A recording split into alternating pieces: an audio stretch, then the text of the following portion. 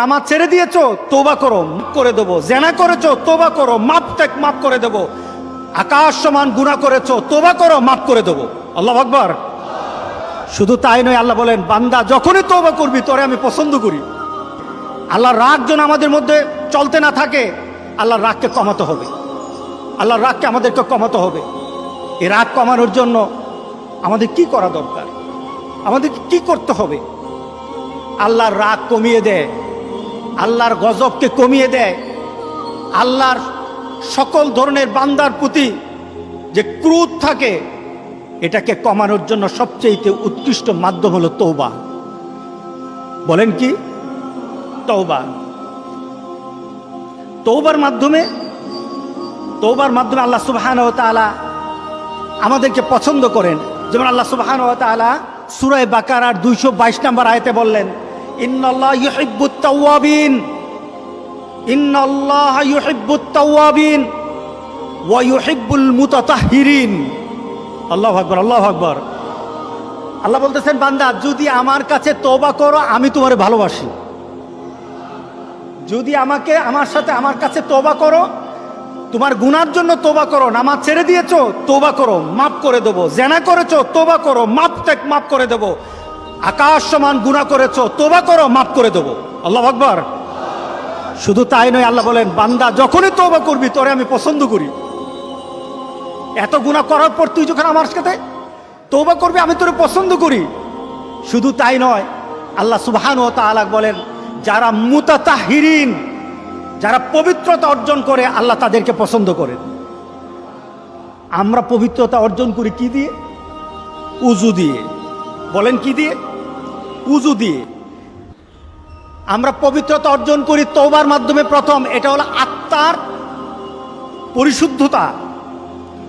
আপনার দেহকে পরিশুদ্ধ করতে হবে, আত্মাকে পরিশুদ্ধ করতে হবে। আপনার আত্মাকে পবিত্র বানাবেন।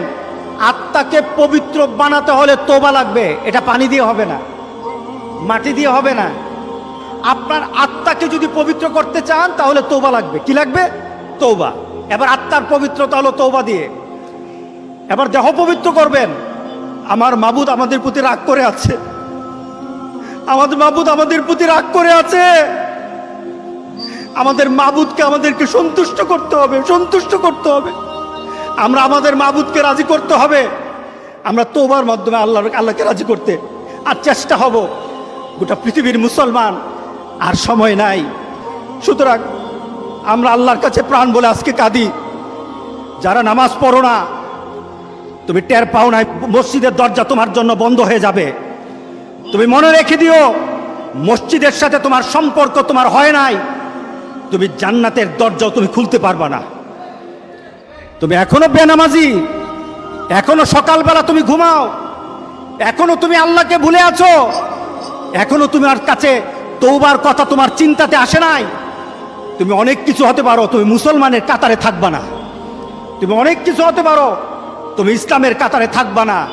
সুতরাং আমার রাসূলের কথা হলো তওবা তো তখন পর্যন্ত। আমার আল্লাহ বলেছেন লাইসাতিত তাওবাতু লিল্লাযিনা ইয়ামালুনা সাইয়্যাত। একটা মানুষ পাপ করার পর সে তওবাটাকে লেন্দি করে, তওবাটাকে সে দূরে সরিয়ে দেয়, মনে করে এখন না আরো পরে তওবা করব, শালি পরে করতে থাকে। তার জন্য তওবা নাই।